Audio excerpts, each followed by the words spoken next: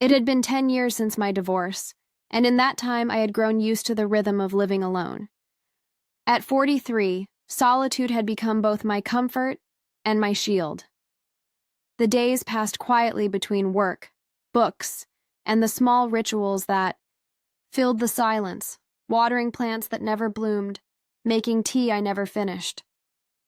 My apartment was tidy, peaceful, predictable, and yet, sometimes at night, the quiet felt too loud.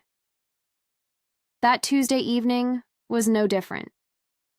I came home after another long day at the office, dropped my keys on the counter, and let the soft hum of the refrigerator fill the air. I poured a glass of water, glanced around the empty kitchen, and told myself this was enough. Stability. Calm. No surprises.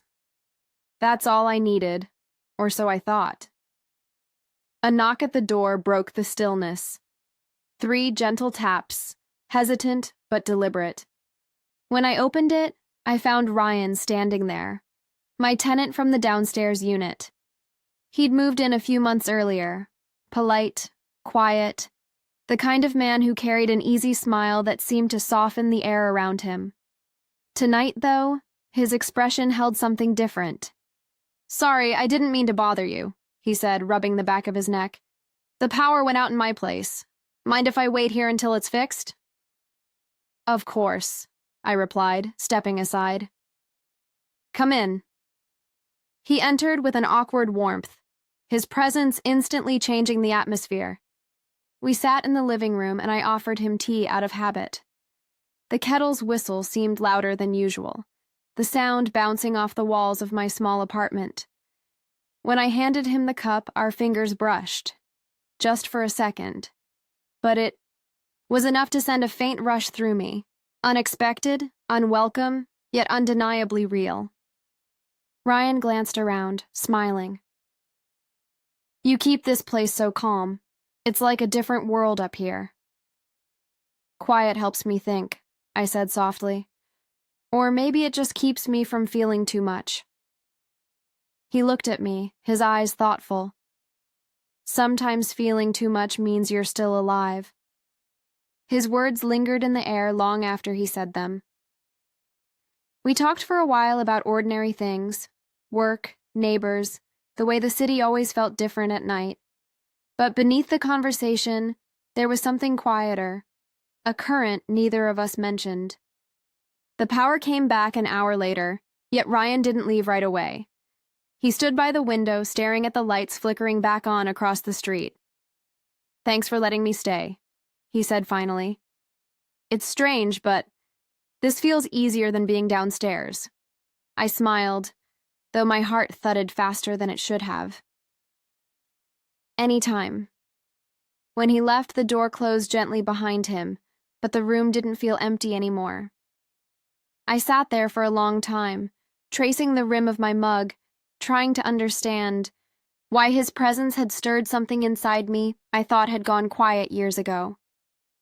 The days that followed slipped by in their usual rhythm, but a subtle awareness lingered.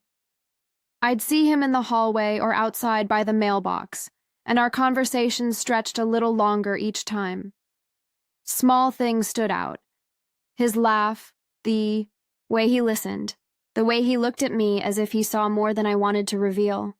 One evening, he offered to fix the loose cabinet door in my kitchen. I told him it wasn't necessary, but he insisted. As he worked, I stood nearby, pretending to check emails I wasn't reading.